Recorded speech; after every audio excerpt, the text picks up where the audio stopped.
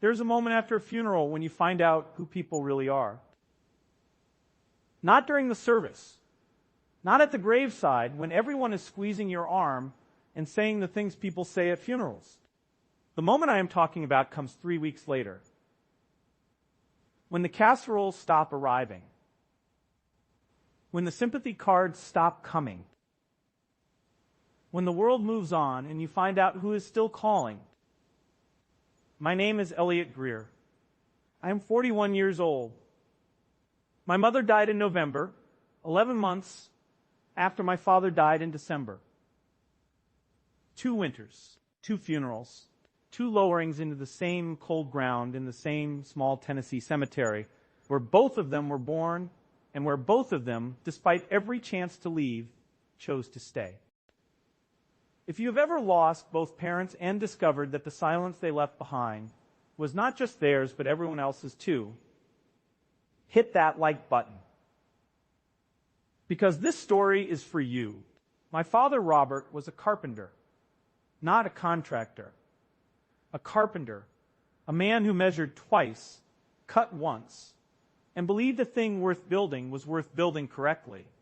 My mother, June, taught 3rd grade for 31 years at the same school 4 blocks from our house. She was the kind of teacher children remember when they are 40. The kind who notices the quiet child in the back row.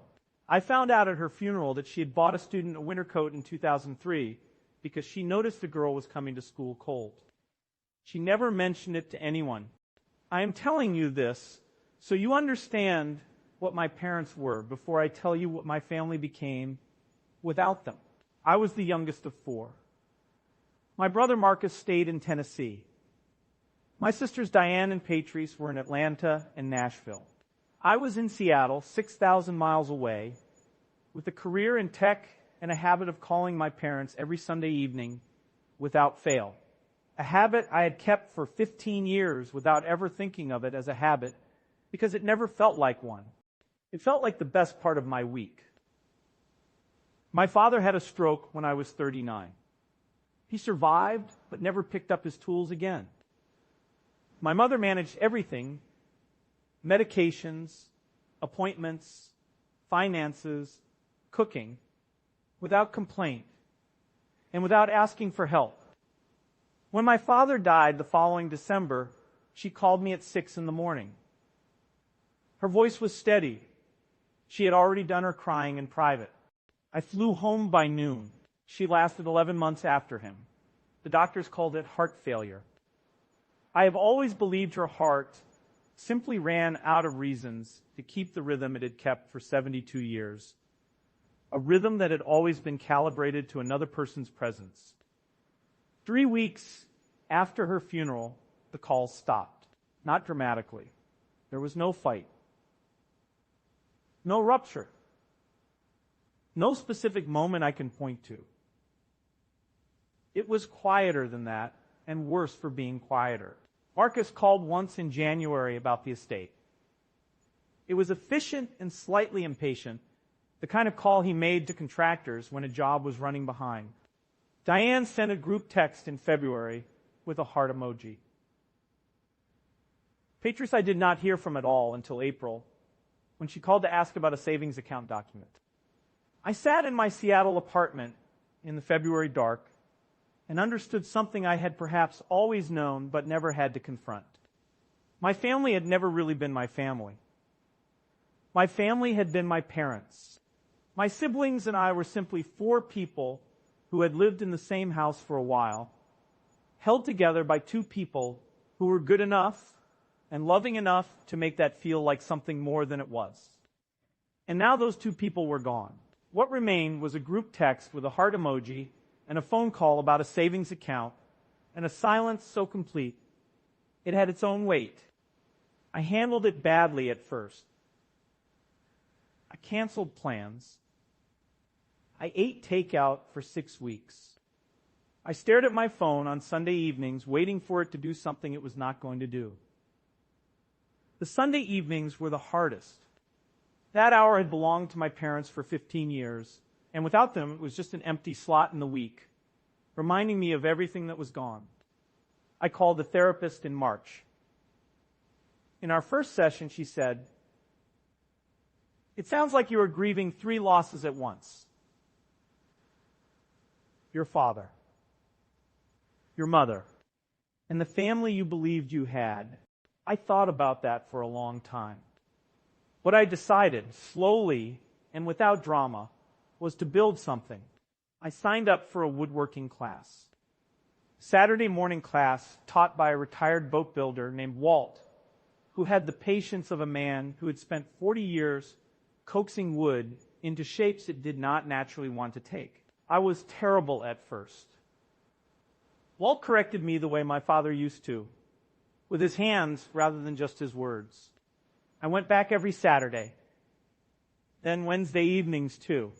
I bought my own tools and set up a small workspace and began spending hours there, building nothing in particular, just learning what the wood wanted to do. It was the first time since November that I had felt like myself. I also began writing letters. Real letters on paper. To old friends I had let drift. To a mentor from my first job. And to my father's sister, Aunt Cecile, who was 83, lived alone in Memphis, and whom I had not spoken to since the funeral. She wrote back within 2 weeks. Her handwriting was large and slightly unsteady, but her sentences were sharp and full of stories about my father as a young man that I had never heard. Stories that made him vivid again in a way grief had begun to flatten him. By August, we were writing every few weeks and talking on Sunday evenings, and it was not the same as calling my parents. Nothing would ever be that. But it was something true and warm and chosen. And chosen things have a weight that inherited things sometimes lack. I went back to Tennessee in September. I walked through the house on Birchwood Lane one last time. Smelled of my mother's hand lotion and my father's woodshop. I stood in his garage and ran my hand along the workbench he had built himself in 1987, the year I was born. The wood was worn smooth where his hands had rested most often. I asked Marcus if I could have it. He said he didn't care. He just needed it out before the closing. That workbench is in my workspace now.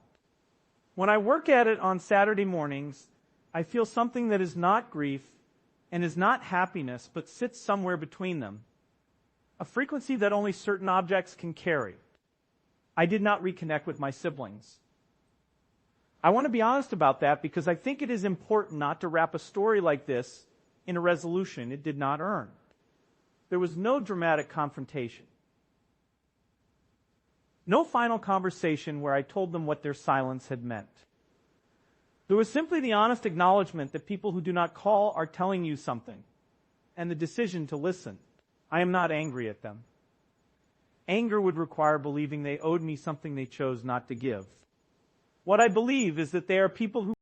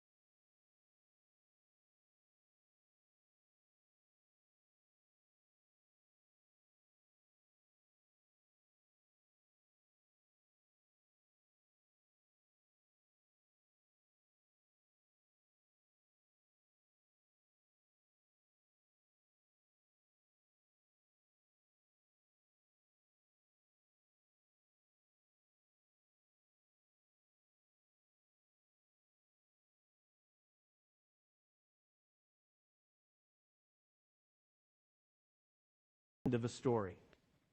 It is the place where the real one begins.